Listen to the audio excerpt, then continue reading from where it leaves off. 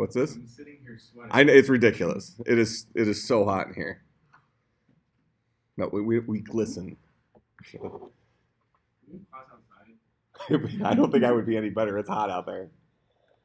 But maybe there'd be some wind, like air movement. Right. Just go sit on the bluff. There's got to be something to cool it down a little bit. The worst part of this, though, is I was just in my office for the last bit, and my office is like nice. It's cold.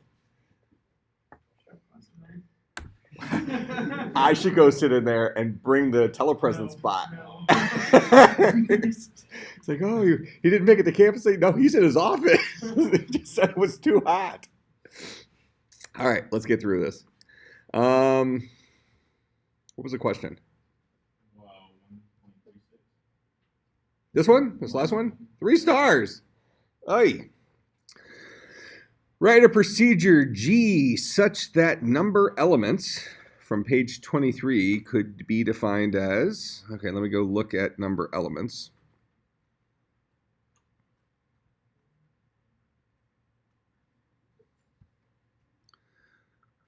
All right, number elements.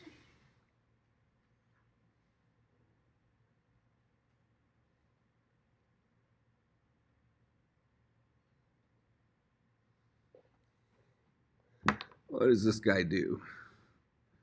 If you pass it a list of elements and an n,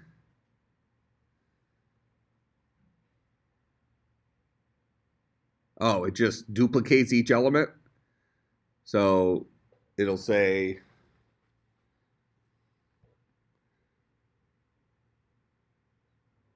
every element in the list is getting a number in front of it that says like which index it would be. so it's what starts at 0, I assume? Yeah. So, okay, so you give a list of stuff, and then that list of stuff turns into a list containing a 0 in the stuff, then another list containing a 1 in the stuff, and another list containing a 2 in the stuff, like that. Okay. So this is another one of those we wish we had a environment to hold variables for. I guess that's what they're getting at here.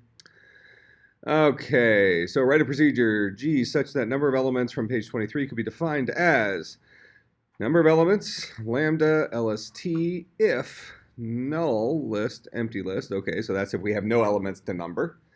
Otherwise, we're going to apply some function. So we're supposed to write this sum function, right? Whatever G should be. That when applied to our list would produce a list containing a 0 in the car of the list. So that's the first element of the list, right? Because we know if we're in this else here, we know we have at least one element in the list. So we're going to create a list of the 0 and whatever's the front of the list, followed by whatever's returned by number elements on the rest of the list. So what should G be? We're supposed to write a procedure G that builds this. I don't think we have to do much, do we? Because number of elements is going to come right back here.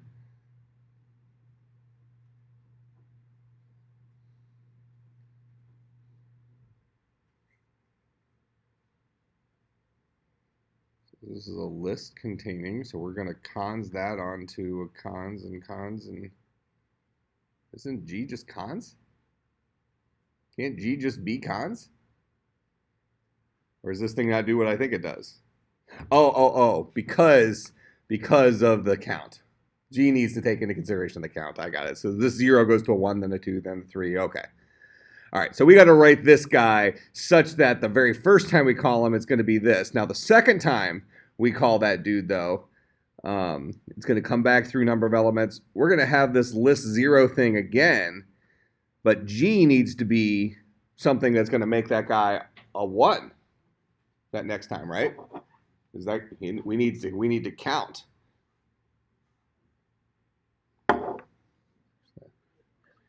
Could be defined as, this seems to be destructive right here, to force it to be a 0. So the first parameter coming into G is going to be this list.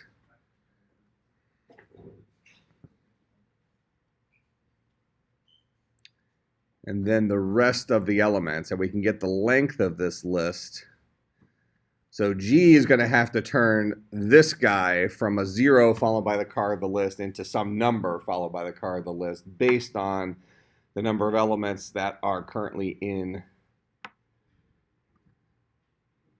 this list. So how does G have to work here? This is an interesting one.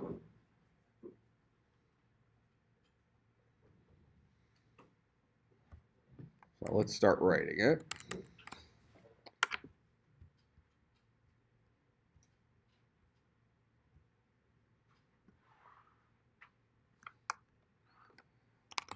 Define G to be a lambda that's going to take in a, well, it takes in a list.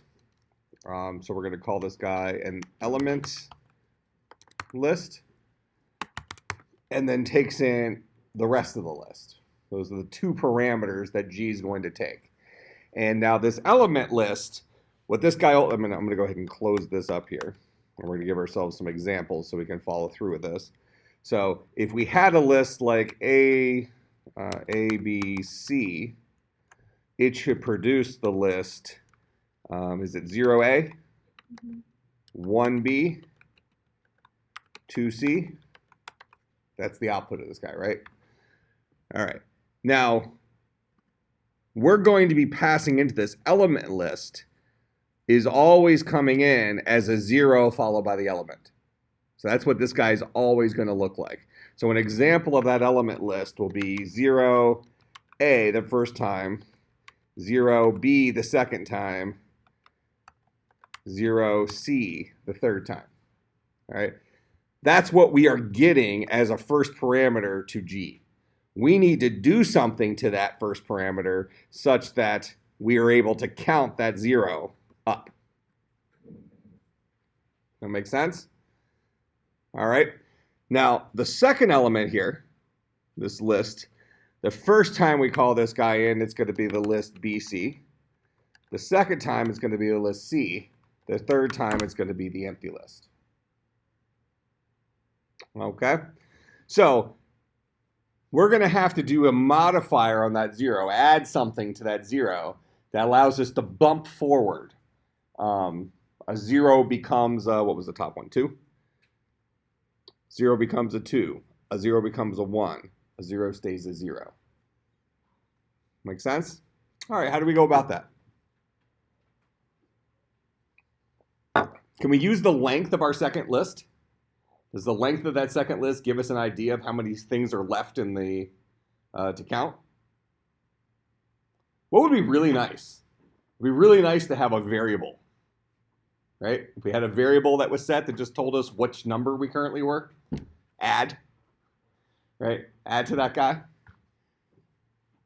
Now, G, as they have it written here, has to take in exactly 2 parameters, right?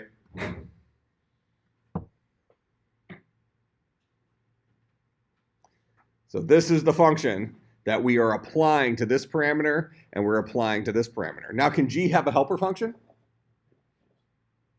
Would that be helpful to have a helper function? Okay. So G could use a helper function, but then it would need to pass the buck to somebody else. What might that helper function do?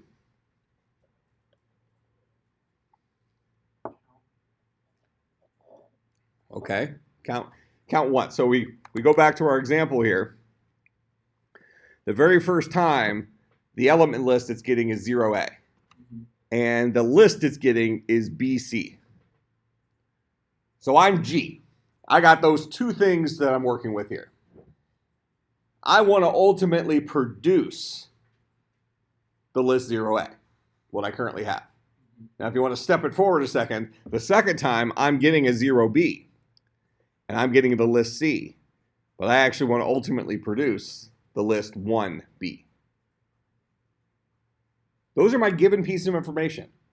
How do I work with that to produce the lists that have the right numbering in it? Go ahead.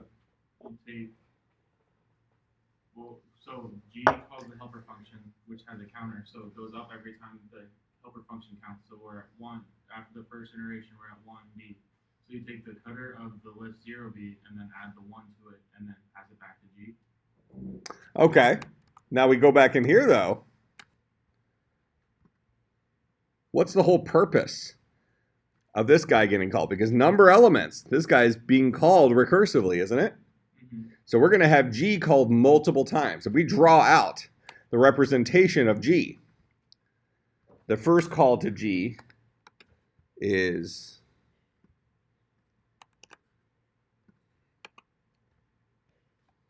that guy. The second call to G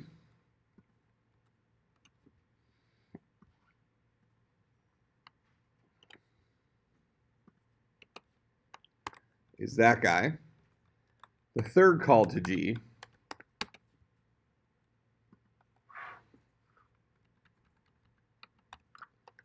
is that guy. Now this will be the dude who stops the recursion, right? So we have recursion that's currently sitting in here. So we keep calling number elements over and over and over again until we finally hit this if, right? Where list that's coming into number elements is the empty list. So that will keep us from calling G another time. So these are, in our current example, these are our 3 calls to G. And we want that guy to ultimately produce a list that looks like this. How is the helper function? What will the helper function that G calls do with these 2 pieces of information? How does it determine? So you want to call that helper function the first time, right? And you want to pass it a 0. Mm-hmm. All right, so whatever we end up calling as helper, you want to call helper, passing it a 0, passing it what? The 0A? Mm-hmm. Do we need the second part of this? Do we need the list BC? Yeah. Okay. What's it going to do with BC? What's the purpose of having that list?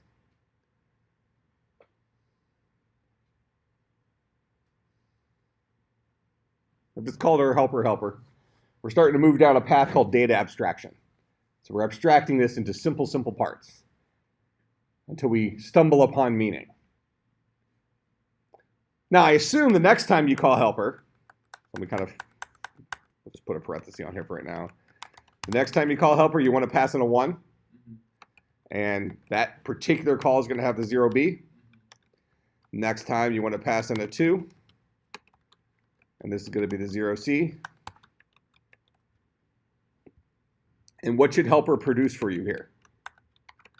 You want it to produce 0A here. You want it to produce 0 plus 1. Mm-hmm. So there's the 1B here. And 0 plus 2. So there's the 2C rather, there. So that function looks pretty simple, right? We're just taking whatever this value is, and we're creating a list, adding it to the first part of that guy. Where do we get the 1, 2, the 0, 1, and 2 from, though? So G is getting called the first time, and we have this, and we have this.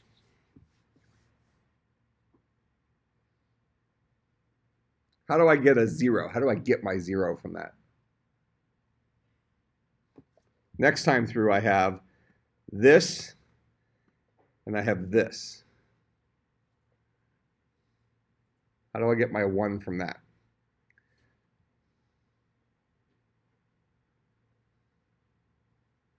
Next time through, I have this, and then this. How do I get my 2 from that?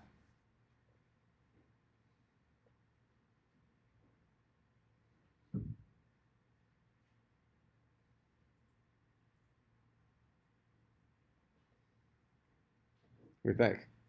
I need to generate that 0, 1, and 2 somehow. The given information I have here is this, my calls to G that look like this. And if we're going to pass the buck off to a helper function, that's fine. Probably reasonable. But one way or another, I have to get access to those things. Because otherwise, if we fall into our old patterns, okay, so that's kind of the trick with this one, right? We fall into our old patterns and we start making recursive calls there. Now we're actually solving the problem in part multiple times.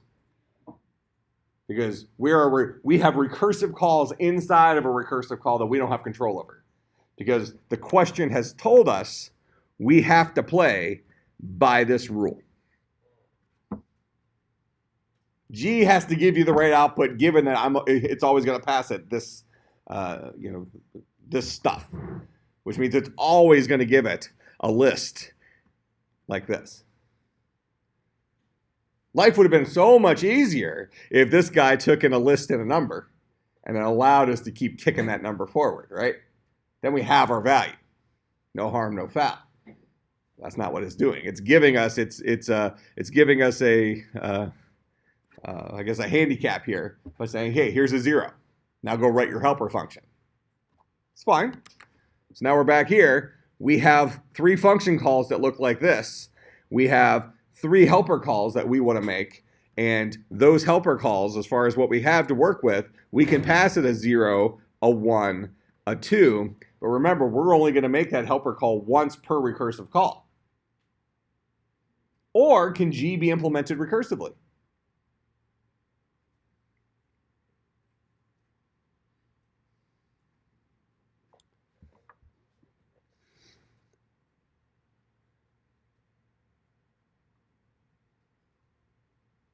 How do I get these numbers?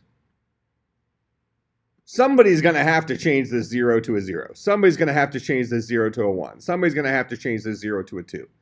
We have to give it those values somehow. And ultimately, it's going to be in charge of our helper function to do that, whether it's adding something in or whether we're just handing it the number to do it. That helper function is going to rebuild the list, right? How does it get those values?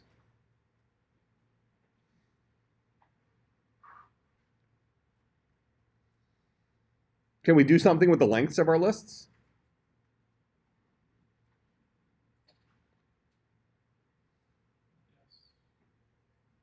Is that consistent? What's the length of this list? 2. What's the length of this list? 2. 2 minus 2 is 0. Is that the value we wanted here? Actually, this one. What's the length of this list? What's the length of this list? 1. So the difference there, 1. What's the length of this list? 2. 2 minus 0 is 2. Does that always work? Yeah. What if I had a list containing 3 elements here? So I had B, C, D. 2 minus 3 gives us a -1.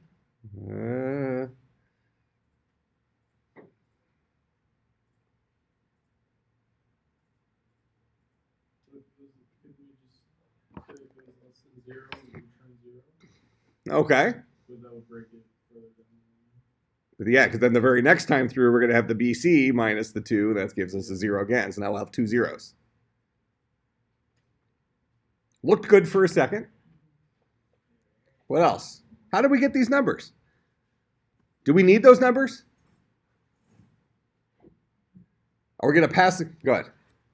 What if you subtract whatever's the number of plus remaining on the list from the first number and then add 1 to each every time you thought? Okay. How do we add the 1? Because we're not in charge of making that recursive call. Or we're not necessarily in charge of making that recursive call. Say this again. Take the car of everything in the list should be the numbers, but then you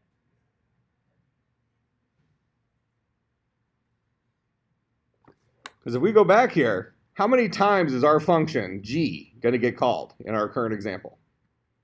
It's going to get called 3 times, right? And we know our output has 3 elements in it. So is the responsibility of G to produce something like this each time?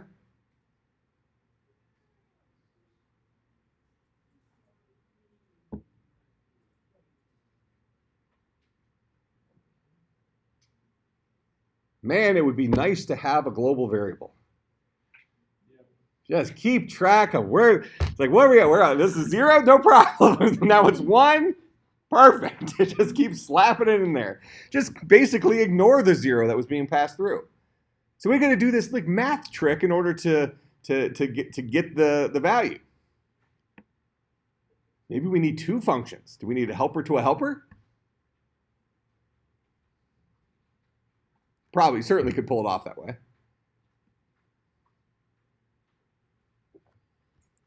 We don't have control over this. That's our first call to G. That is exactly what our first call to G will look like, correct? Anybody disagree with that one? You disagree with that? Okay, tell me. Well, because if we actually look at what number elements is going to be calling G with, it's calling it with whatever the previous iteration of number elements returns. And being as how G is never going to resolve until number elements eventually resolves, that means that your first call to G is going to be whatever all your previous calls to G have returned. And because of that, you're in essence wanting to build the list backwards. So what I actually ended up doing was the very first time that G actually ends up getting called, it's getting past the empty list as that second value. And so every other time there's actually something. So let me pause you for a second just so everybody sees this. I've written it in this order. This is the order in which we try to call G. But we've made some assumptions here, haven't we? This guy right here is not BC. It's whatever number elements returns for BC. Let me illustrate that. This is number elements for BC.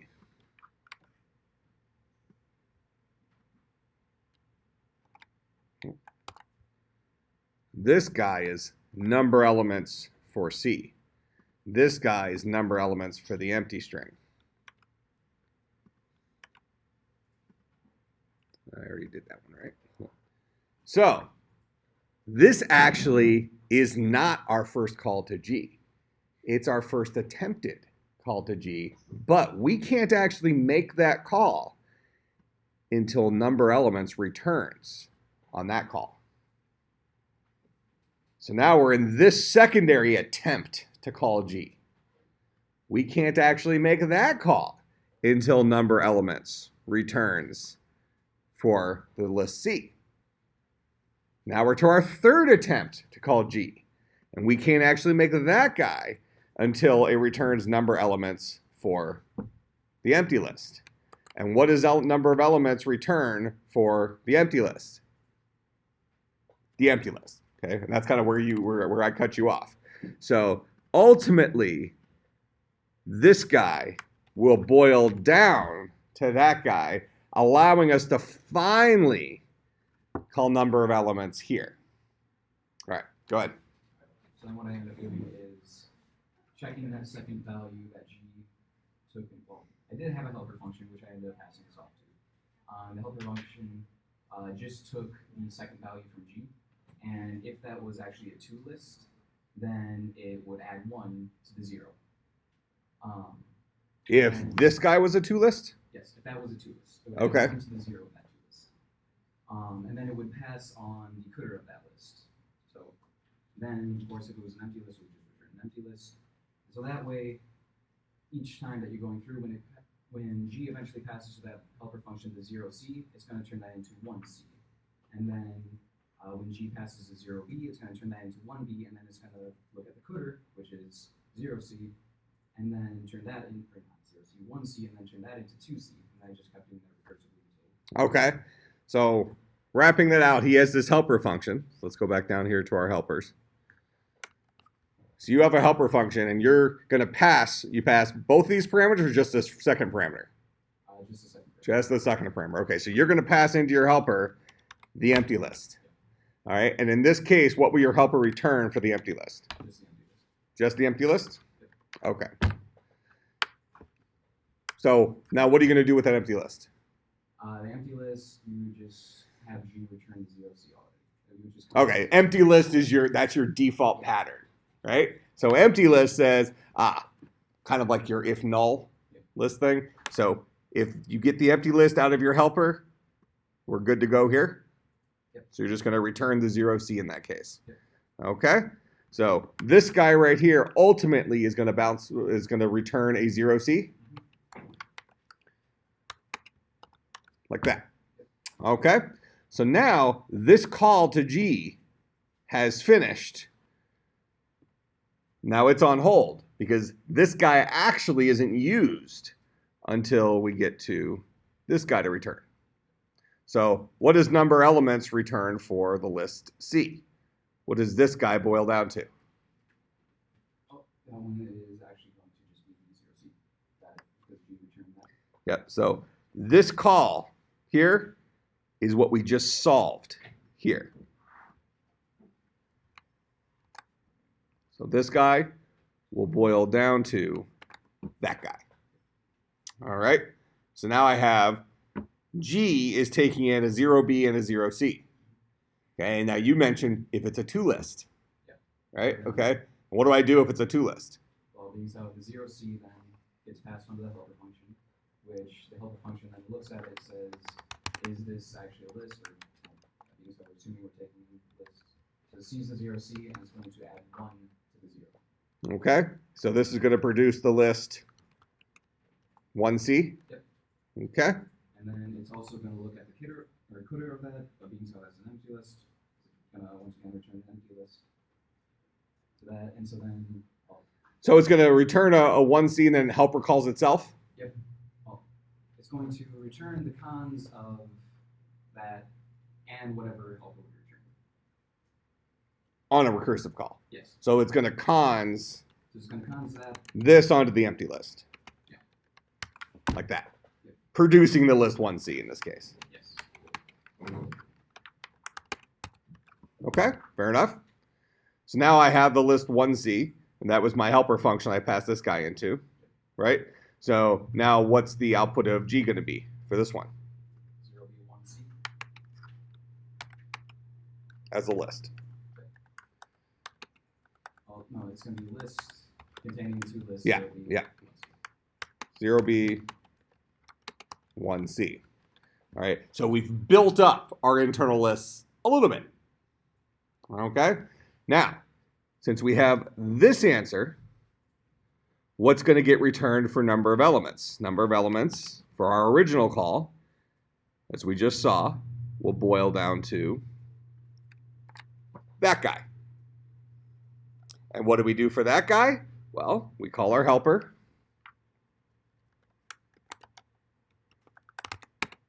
And we pass our helper that input. All right, and what does our helper return for that input? It returns the cons of what? It's going to first look at the first element, Yep, so we're going to get the car of this list, which is the list 0B. and so it's going to look at the car of that, which is the 0, and it's going to add 1 to that. Okay, and so it's going to produce the list. Yes. That so we're going to get the list 1B out of that. Yep. And then it's also going to once again recursively call with the coder. Yep. 1C. Yep, and it's going to look at that, and it's going to give us the 2C from that. And ultimately, then it's going to do the coder empty list, so it's going to cons that onto the empty list. So we're going to get left with the list containing 1B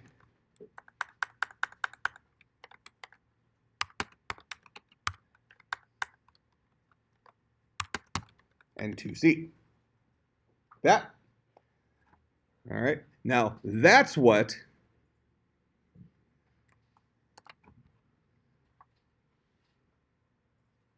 this last call will boil down to. So now I have this call to G boiling down to that. Now we go back here. Here's that call to G. So that's giving us the list 0B 1C. Where does our A come from? Well, being so A was initially, being so each time that you're calling G was the 0A, you would just cons the 0A right onto. Yep, so our final cons will be consing 0A onto the list this, which will produce the list 0A. Oh, I need to update these. This is 1B, 2C. The output of our helper function. So 0A, 1B, 2C, which is what our desired output is. That makes sense? That's what we're trying to do. So now we actually have to write it. So first of all, do we see what the leverage we had to do there is? We had to understand how recursion unravels. So what we just looked at is what most people find difficult about recursion. That idea of waiting for an answer.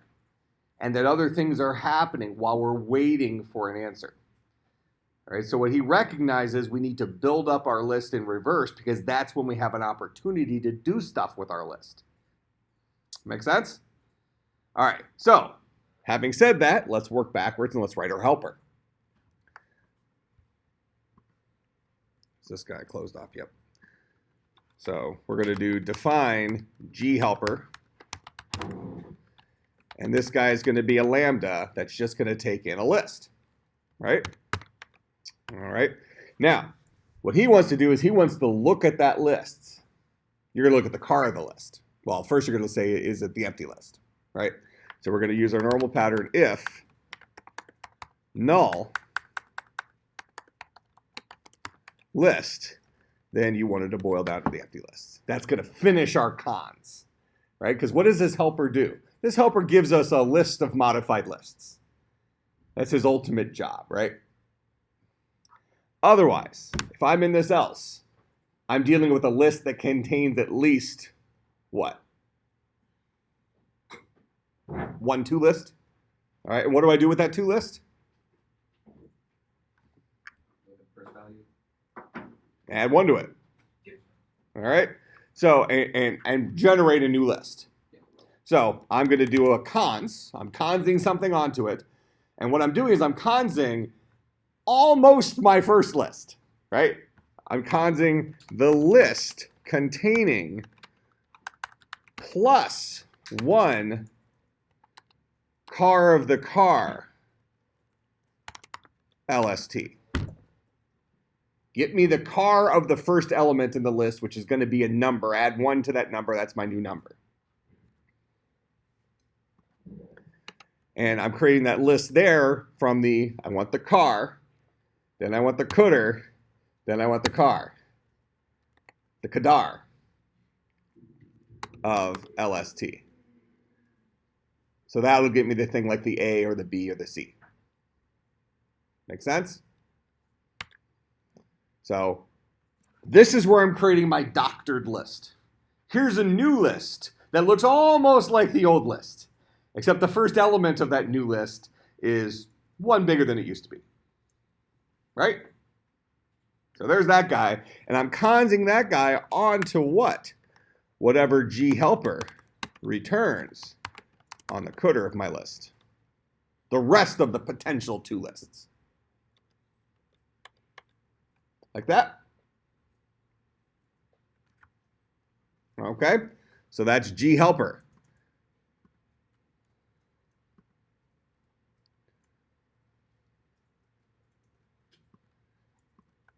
Go right here, right there. There we go. All right. Now, what does G do? G conses my element list as is onto G helper of my secondary list.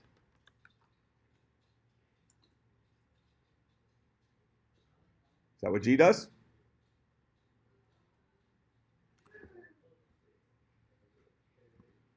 So hey, you're passing me an element list. I'm going to go ahead and cons that element list onto whatever G helper returns for the rest of that list, building up those 2 lists.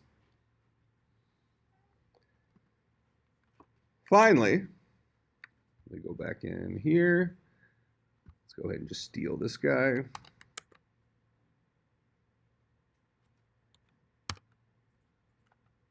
Oh, now you know the first letter of my password. Actually, I don't even know if that was my password.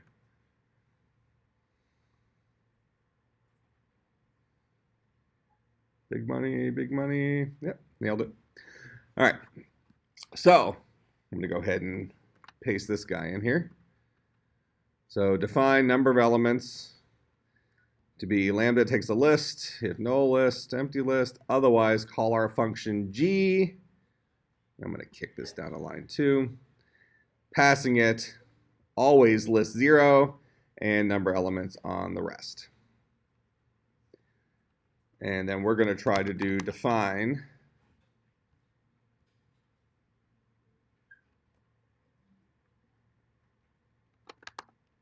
not define. We want to call number elements. Passing it the list A, B, C. You have to change the apostrophe in that empty list. Yeah. Thanks. Oh. And there's our 0A, 1B, 2C. That make sense? Now, this one should have been pretty tricky. I'm actually surprised that people said it wasn't so bad. And it really should have been tricky is because this entire chapter, we've been lulling you into a pattern. And that, your feeling of going after that pattern worked against you in this case. Because this is really the first time that we were responsible, because we've been writing all sorts of recursive stuff. We should all be a lot more comfortable with recursion now than we were 2 or 3 weeks ago. Because now we've done everything recursively. We think recursively, whatever. Now we were in charge of looking at somebody else's recursion. And this kind of goes back to this whole idea of how do human beings solve problems? Well, we have trouble with it because we're so good at solving problems, we have trouble articulating how we solve them. And now we've almost gotten to that point with recursion, hopefully, at least many of you, is what do? Well, you just call the function again. That's what we do, and it's become somewhat second nature now, to the point where we now really forget about the circumstances surrounding that call. Now, that call doesn't finish until that next call concludes. And that guy doesn't finish until that next call concludes. So our real question back before, I was asking, where do we get the 0? Where do we get the 1? Where do we get the 2? We're actually counting it backwards. We're building it up. Our last list started at 0, then it moved to a 1, then it moved to a 2, so on and so forth, and we had more elements in there. It will keep bumping up because we keep passing it along to the next guy up for him to bump it more numbers. That make sense? All right, interesting problem. But anyway you cut it, wouldn't this guy have been pretty nice to just have a local variable that we can just kind of apply to it? That would have been pretty nice. But we don't have a variable environment. Now, when I say that, when I say we don't have a variable environment, what is a variable environment? We think back to our traditional programming languages, and we ask the question of how are variables implemented? How many of you, when you first were learning Java or Python or whatever your first language was, sat there and thought, I really like the fact that I can say int a equals 7, but I really wonder how that's implemented. Did y'all do that? As computer scientists, you should have. Otherwise, you're just like those layman people that go around driving cars not knowing how an internal combustion engine works. I mean, who does that? Most of us in here drive a car or have driven a car. And how many of you know the inner workings of an internal combustion engine? You probably have a couple. There's always a couple mechanics in the house, right? But in general, I know how to change the windshield wiper fluid. Right, I can tell when that's low. Actually, you just when the button stops working and you still hear motor trying to do something, windshield wiper fluid's low or something's clogging it, right? Then I usually call up Nick Largent and tell him to fix it. Former student, if you didn't know him. So in any case, we can do all sorts of, we can drive a car without knowing how the things work under the hood. We can write code without having to know how things work under the hood. But we can't pass 470 without knowing how things work under the hood. Is the problem. Now, how many of you look forward one day to going and writing your own programming language? I mean, why use one of these languages that, I mean, we do the same thing in the real world, right? I mean, you're looking for a new car, you go around to the car lots and something, it's like, I'll just build my own. We've all done that, right? None of us? Well, why would we do that with a programming language? Because we can. Now, the more important thing here isn't so much that we might sit down and write our own programming language. If you think about possible jobs in computer science, one of them you might go and work for, an Apple or an Oracle, and you might work on version 9 of the Java development kit, or you might work on the next version of Swift, whatever it is. I mean, that could be your job, where you are working with language structures. But now, more importantly, and I think this does come into play, if you know somebody who is kind of here, let's think about it from a professional perspective. Do you think professional race car drivers probably know substantially more about how the internal workings of a car work than our average driver? When they hear little sounds or they're feeling something happening with the car, while they might not be the mechanic that goes and fixes it, they probably have a pretty good idea what's going on, right? They know what's under the hood, okay? Sometimes they might even be the mechanic who goes and fixes it. Now, we are, as computer scientists, those professional race car drivers. When we're using a tool like a programming language, it benefits us to understand how things work under the hood. That doesn't mean we needed to be able to write the language ourselves, or that it was a benefit to us to write our own language. But it does mean that sometimes if you're trying to debug a program or you're trying to solve a problem that's kind of like strangely tricky, you kind of need to do a weird zig and zag type thing to make it work. Sometimes understanding how the internal constructs of that language likely are written can be beneficial. Okay? So getting back to the previous question, when I say what is a variable environment, if you think about variables, to say int a equals 7, for example, how is that represented? And for right now, let's forget about the int part. If I just say a equals 7, we might call that a name value pair, correct? So I might have somewhere I'm going to need to store the a, somewhere I'm going to need to store the 7, and I'm going to have to say these guys are related to each other. Right? One way or another. Now, what about scopes? What is a scope? When I talk about the scope of a variable, what am I referring to? Yeah, where I have access to the variable. So in a computer program, do we have multiple scopes that live inside of larger scopes? So if you had to give me a generic definition of what a scope is from an implementation perspective, might a reasonable explanation be a scope is a list containing other scopes or scope lists, where a scope list is a list containing a scope or other scopes. Does that kind of make sense? Does that kind of sound sort of like an S list? Just instead of a list of nested symbols, maybe it's a list of nested to lists, where the car of the list is the symbol, and the catter of the list is the value. The car of the list is the A. The catter of the list is the 7. That kind of makes sense. That's what a variable is, right? A variable is a to list. The first element being the name, the second element being the value. Where does that to list live? It lives inside of a scope. But where does that scope live? Well, it either stands by itself or it's possibly inside of another scope. But not all scopes, well, all scopes do live inside of another scope, but not all scopes are directly related to each other. We could have two scopes that are at the same level. Think about a Java program. Can't we have a Java program that has two functions in it? each of the Java program itself has a scope that globally impacts all the other internal scopes, but those two functions on the inside each have their own individual scope that do not impact each other. That make sense? So what we've been working with in terms of an S list is very, very, very related to